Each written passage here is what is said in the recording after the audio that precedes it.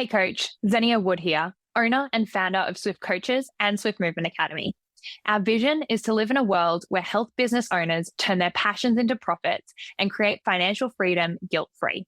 And for all of those exercise and rehab professionals to finally feel confident as fuck in their technical skills, and we never again see another coach leave the industry because of it. What you're about to hear is a bite-sized, jam-packed version of one of our episodes. So if you're looking to learn swiftly, this mini episode is for you. Let's dive straight in. The more people that you sit in front of and the more that you can listen, the more that you can learn. I'd love to sit here and say that it was all natural and and I guess the successes that I've had in my career are due to just luck or something like that, but it does come down to a little bit of work. I've been blessed over my career where I've been in the right place at the right time, and I've been given exposure to some fantastic mentors throughout my time. That was probably one of the biggest influences that I've had right at the start when I was going through university and thought I knew everything. I had no need or a want, I should say, to have a mentor, to listen to anybody else's opinion because I knew best. But as soon as the penny dropped, that I was definitely not down that route, and I started to pay attention to what other people were saying, and then being around people such as, but without going into too much detail, like Nicky Dean and your Dan Crosses of the world. Those have been two really influential men that I've had exposure to, that have taught me different management styles, have taught me different ways to look at different situations, have taught me how to deal with people and to understand that everybody that sits in front of you is a person. They've all got, I guess, different needs, different wants. They're in different stages of their career and of their life, and that there's more to dealing with that person and that problem at hand than just, righto, what would you do, Luke? I'd say that the big thing that kind of helped me get the successes that I've had thus far has been appreciating those mentors and making sure that I've listened and I've actually paid attention to the lessons that they've given me. It's very easy to be that person in the room where you're sitting there waiting for somebody else to finish talking so that you can jump in and say something.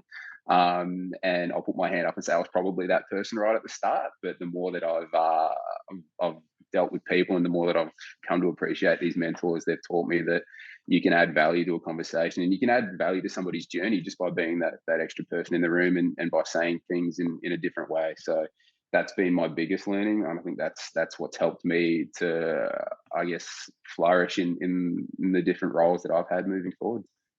I think I'm still in that boat of the wanting to jump in and having to stop, and I'm probably just a slower learner because I run at 100 miles a minute and I want to say all of the things. And Mate, I think people could say a lot about you, but going slow is not one thing that many people would associate with you, I would imagine. I think I just have all these ideas and I want to talk about them immediately. It's an excitement thing, but realizing that as a leader, it's not actually about you anymore. And I'm coming to terms with, like, you know, when you're back working for yourself as a sole trader, it is about you, and it is you creating all of the things and you doing all of the work and all the effort. And then I've really realized that now it's me needing to highlight my team and making sure that they feel like they can shine, and I'm not sort of clouding their ability to shine and create what is going to, you know, be great for them and great for, I guess, the team as well. Oh, exactly right. I think it was, and don't quote me on this, but I'm pretty sure it was like a Richard Branson quote where it's like the best way to be successful or to get success in your career is not to be the smartest person in the room, but to be surrounded by smarter people in the room. And I think that being a mentor and being an educator and being somebody that other people can confide in, that's your role. It's your role to sit there and to facilitate their dreams. Like, I'm talking to you right now on Zoom, and you're literally still bouncing through the camera with passion. And that's the same Zen that I met 7-8 years ago, and things haven't changed. You've just become more successful. So you've obviously learned how to do that to some capacity, and I'm sure that those who are working under you and with you can appreciate that, and that's why they're drawn to you as well. So I think that's our role as leaders within the industry.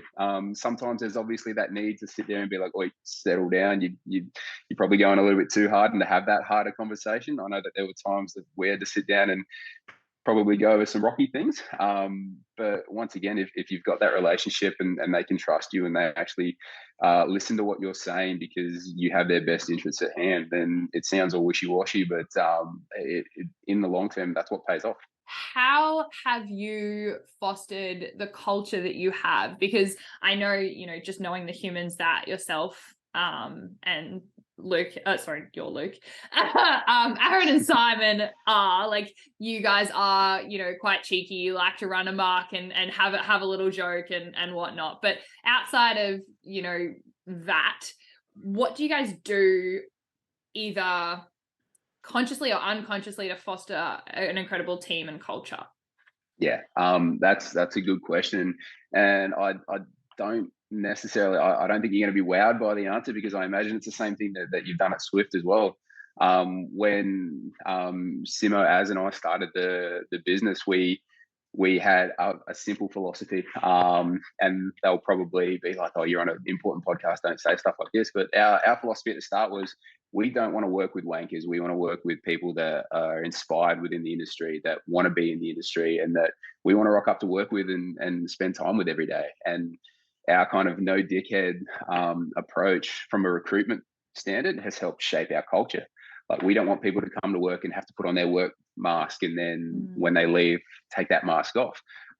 When we go through our interview process, when we go through our recruitment process, when we have interns in, when we hire staff, even our clients, we encourage them to be them. And if that's throwing banter on the gym floor, as long as it's respectful, we're about that. If it's staying quiet and kind of having your personal in jokes, then that's you. Then, like, we run with that. If it's being the loudest person on the gym floor, if it's being that practitioner that loves being on social media and getting their rig out and that type of thing, then by all means go for it. Like, every single person will attract their own type of people, and we wanted to harbor an environment where people could come to work, they could enjoy it, they could excel in what they're doing because there's already a passion there.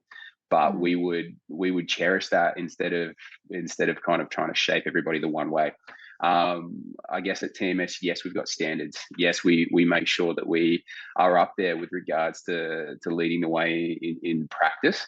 Yeah, having said that, you can come in here and you can have one of our practitioners who's having a massive joke in the corner, and we've got Kendrick Lamar playing at full like bloody loud volume, and then the next minute you can come in and we've got our over 65 classes and they're all smiling and jumping around to a 1950s playlist or whatever the case is. So it sounds cliche, and I'm sorry there's no magic bullet out there, but it really is just being smart with recruitment and not trying to force something that isn't there. What do you think are your biggest challenges that you've worked through in your working career, and most importantly, what lessons have you learned from them? Yeah, right. Go on, yes, I was going to say it's a change of pace. That's fine, and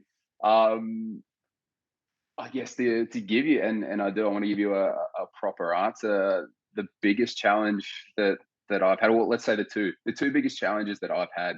One has been the ability to cipher through people's bullshit, if that makes sense.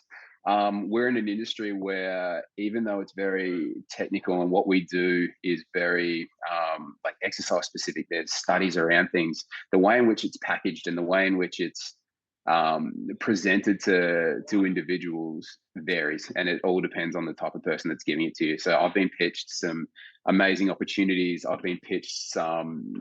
I've been put in some environments which, on surface level, seem fantastic, and I've had to learn for myself that sometimes things aren't always what they are cracked up to be. And that's not any fault of, I guess, other businesses or other individuals or other scenarios. It's more so my perception of what I thought it was going to be doesn't live up to reality. And being able to siphon that and be honest with myself and be like, hey, listen, this isn't what you thought it was. Hey, listen, this is something entirely different. That doesn't mean it's bad. but this isn't what you thought it was. What are you going to do about it? I think that a lot of people, and at times myself included, have fallen into the I'm comfortable where I am mode. And maybe I'm wrong about this, and I haven't necessarily backed myself in order to make a decision, which has been somewhat full on at the time, or hard to make at the time. So the ability to kind of read the situation that you're in, whether it be a client that you're working with, whether it be a relationship that you're forming, whether it be, I guess, an organization, a team, whatever the case may be, being honest with yourself about what you're getting out of this. That's been a big lesson that I've had to overcome. And it's one of the things that I've had to work on for my entire career. I've been a yes man. I've been somebody who wanted to please everybody. I've been somebody that would sacrifice their own time, would sacrifice basically anything that was dear to me to be able to please the person that was sitting in front of me. So the ability to kind of sit there and be like, I need to say no to this, and I need to understand the situation that's unfolding in front of me. That's been one of the biggest challenges for me. But the moment that I've started to recognize it, firstly, and secondly, started to, I guess, act on it, I've found that not only is business kind of improved and the situations that we put ourselves in improved exponentially, I've also just become a happier person, to be fair. I don't feel guilty for saying no now. I don't feel guilty for analyzing certain situations and understanding that they're not what I thought they would be, albeit they might still be a fantastic situation or organization. It's just not for me. So that's probably one key learning and one challenge that I've come across.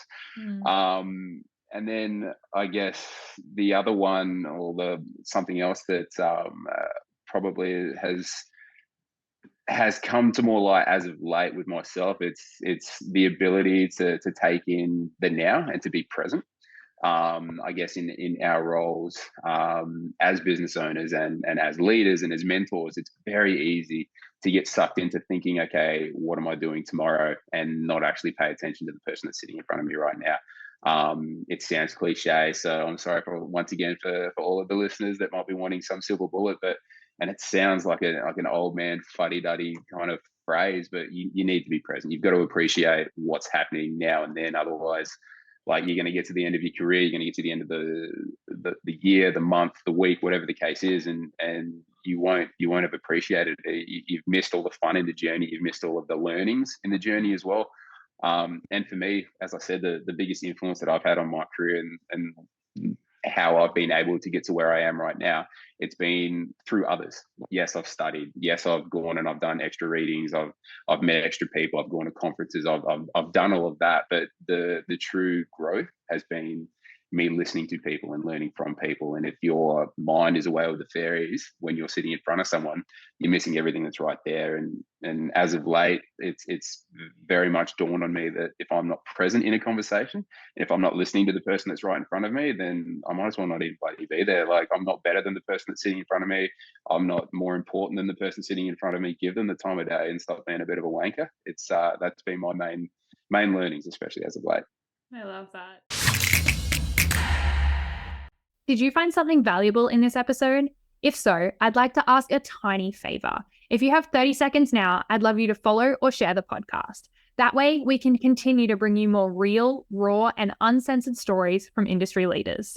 We also love hearing from you and what you loved about every episode. The best way to reach out is to DM me personally on Instagram @SwiftCoachesAcademy. Until next time, and in whatever you do, move swiftly.